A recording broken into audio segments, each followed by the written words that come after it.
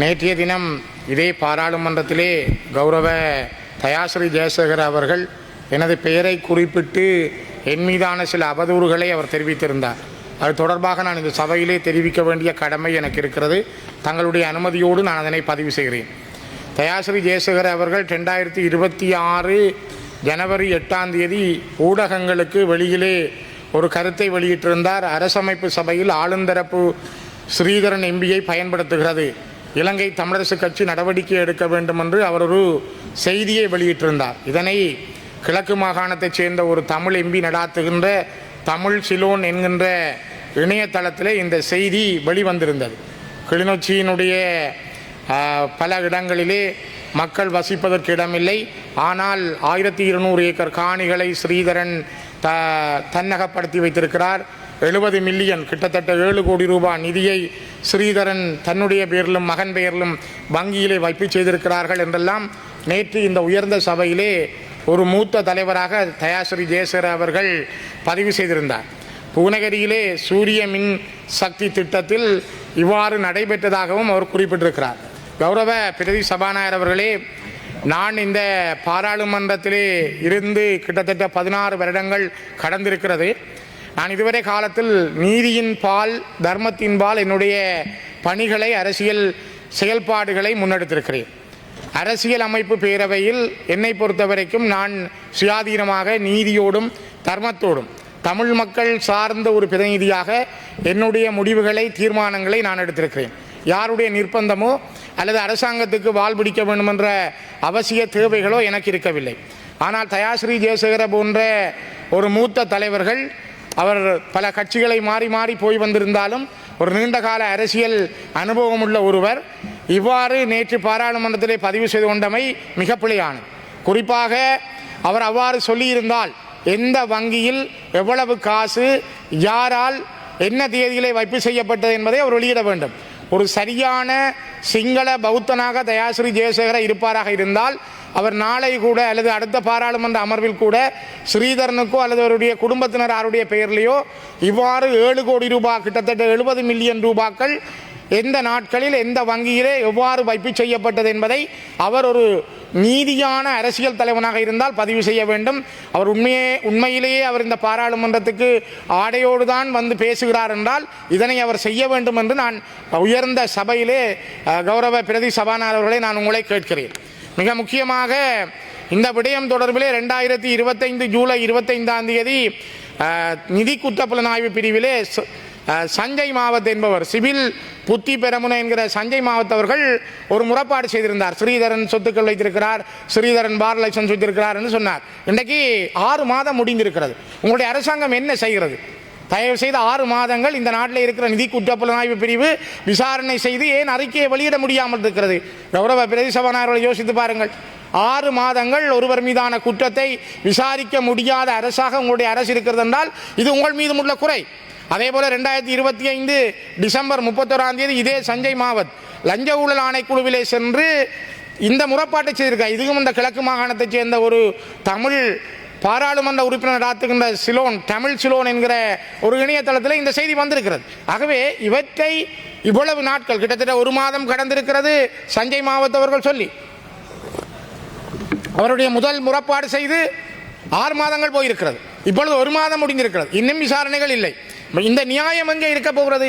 ஏன் பூநகரியிலே ஒரு சூரிய மின்சார திட்டம் என்றால் அரசாங்க அதிபர் இருக்கிறார், பூநகரி பிரதேச செயலாளர் இருக்கிறார். இதுவரை ஏன் இந்த அரசாங்கம் கேள்வி கேட்கவில்லை? ஏன் தயாஸ்ரீ ஜெயசேகர் அவரிடம் தகவல் சட்டத்திலாவது விவரத்தை கேட்கவில்லை? ஒரு மூத்த அரசியல் தலைவர் தன்னை ஒரு அரசியல்வாதியாக காட்டிக்கொள்வார். அண்மையிலே அவர் என்னை கேட்டார், தான் ஜனாதிபதி தேர்தலிலே போட்டியிட போகிறேன் ஸ்ரீதரன், தமிழ் மக்கள் தனக்கு ஆதரவளிப்பார்களான்.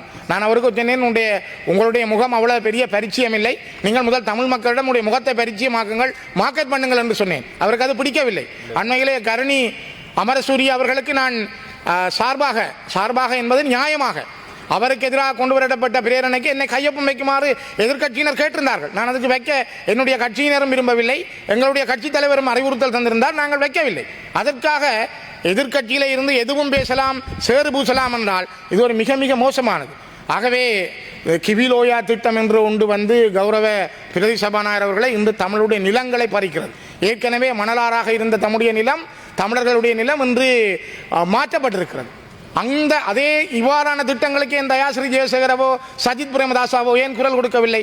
தைட்டி விகாரை பற்றி ஏன் அவர் பேசவில்லை? அல்லது ஏன் அவர் திருவோணமலையை வைத்த புத்த விகாரை பற்றி பேசவில்லை?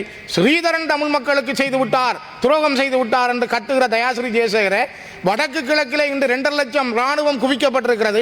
தமிழ் மக்களுடைய நிலங்கள் விடுவிக்கப்படவில்லை. இன்றைக்கும் தமிழ் மக்கள் அகதிகளாக இருக்கிறார்கள். இன்றைக்கு இராணுவம் சலூன் நடத்துகிறது, இராணுவம் முன்பள்ளி நடத்துகிறது, இராணுவ ஆட்சிதான் திறந்த வெளி சிறைச்சாலையாக யாழ்ப்பாணம் இருக்கிறது. இது பற்றி ஏன் சஜித் பிரேமதாசாவோ அல்லது ஏன் தயாஸ்ரீ ஜெயசேகரோ கதைக்கவில்லை? ஒரு ஸ்ரீதரன் ஏதோ இராணுவத்துக்கு அவர் வாக்களித்து விட்டார் என்று சொல்கிறார்கள். நான் கேட்கிறேன், இதே விடயத்தை நான் கட்சியினுடைய தலைவராக 2024 ஆண்டு ஜனவரி 21 இலங்கையிலே இலங்கை தமிழரசு கட்சியின் வரலாற்று முதல் நடந்த ஜனநாயக முறை தேர்தலில் தலைவராக தெரிவு செய்யப்பட்டேன். நான் நினைக்கிறேன் இலங்கையில் எந்த கட்சியும் இவ்வாறு ஜனநாயக தேர்தல் நடத்தி தெரிவு செய்யப்பட்டதில்லை. நான் அவ்வாறு தெரிவு செய்யப்பட்டேன். தெரிவு செய்யப்பட்ட அடுத்த நாள் ஜனவரி 24 2024 ஆண்டு டிபிஎஸ் ஜெயராஜ் அவர்கள் எழுதுகிறார், is the new ITAK leader Sridharan promoting separatism in seat of federalism. DBS Jeyaraj கனடாவில் இருக்கிறார். அவர் எழுதுகிறார், ஸ்ரீதரன் பிரிவினைவாதி, அவர் தலைவராக வந்திருக்கிறார். இந்த நாட்டில் இருக்கிற பெடரலிசம் ஊடாக அவர் பிரிவினையை கோருகிறார். சிங்கள மக்களிடம் என்னை ஒரு பிரிவினைவாதியாக காட்ட இவர்கள் முனைகிறார்கள். தமிழ் மக்களிடம் இவர் ஏதோ இராணுவத்துக்கு ஆதரவானவரன் போல காட்டுகிறார்கள். தயவு செய்து சபாநாயகர் அவர்களே, நான் யாருக்குரிய ஆள் அப்படி என்றார்? நான் சிங்கள மக்களிடம் எதிரி, தமிழ் மக்களிடம் எதிரி. இதுக்கு பின்னால் இருக்கிற நிகழ்ச்சி நிரல் என்ன? தயாஸ்ரீ ஜெயசேகர சொல்வது என்ன? சாமர சம்பத் சொல்வது என்ன? என் மீது 2011 ஆண்டு பங்குனி மாதம் அனுராதபுரம் உடுக்குளம் பகுதியிலே வைத்து கோட்டபாய ராஜபக்ஷ தன்னுடைய இராணுவ குழுவை வைத்து என் மீது சூடு நடத்தினார். நான் மயிரிழையிலே உயிர் தப்பி இருந்தேன்.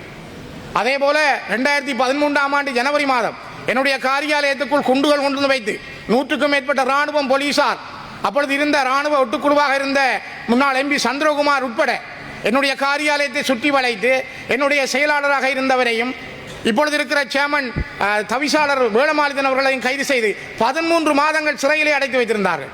யார் இதை பற்றி பேசினார்கள்? அதற்கு பிறகு எங்களுடைய காரியாலயத்திலே அதே அடுத்த மே மாதம் நடந்த கூட்டத்தின் பொழுது, அப்பொழுது எங்களுடைய கூட்டத்திலே இருந்த மாவை சேனாதராஜா பாராளுமன்ற உறுப்பினர், சரணபவன் பாராளுமன்ற உறுப்பினர், நான் சுமந்திரன் பாராளுமன்ற உறுப்பினர், இவ்வளவு பேரும் இருக்கும் பொழுது கிட்டத்தட்ட 500 பேர் சிங்கக்கொடியோடு வந்து எங்களுடைய காரியாலயத்தை தாக்கினார்கள். அப்பொழுது ஏன் தயாஸ்ரீ ஜெயசேகர கதைக்கையில்? அப்பொழுது ஏன் சாமர சம்பத் கதைக்கையில்? அப்பொழுது ஏன் இந்த அம்பிகா சத்குநாதன் கதைக்கையில்? ஏன் அப்பொழுது இந்த சுரேஷ் பிரேமச்சந்திரன் கதைக்கையில்? இப்பொழுது ஏன் ஸ்ரீதரன் மீது இவர்கள் எல்லாம் பஞ்சம் பார்க்கிறார்கள்? ஏன் இவர்கள் ஸ்ரீதரன் மீது இப்பொழுது பாய வேண்டிய தேவை என்ன? இவர்களுக்கு எல்லாருக்கும் தேவை ஏதோ ஒரு வகையில் ஸ்ரீதரனை அரசியலில் இருந்து அனுப்ப வேண்டும் என்று கொஞ்சம் பேர் நினைக்கிறார்கள். அதே போல எங்களுடைய கட்சியிலும் சில பேர் நினைக்கிறார்கள், பழி வாங்கி அவரை ஏதோ ஒரு குற்றம் சொல்லி வெளியிலே விட்டு அந்த பதவியை தாங்கள் பிடித்துக் கொள்ள அவர்கள் நினைக்கிறார்கள். ஆனால் அது ஒரு பகல் கனவாக இருக்கும். என்னுடைய மக்கள், ஒரு நிமிஷம், என்னுடைய மக்கள் மிக தெளிவாக இருக்கிறார்கள். நான் இந்த உயர்ந்த சபையினூடாக கௌரவ பிரதி சபாநாயகர்களே, நான் ஒன்று உண்மையை சொல்ல விரும்புகிறேன்.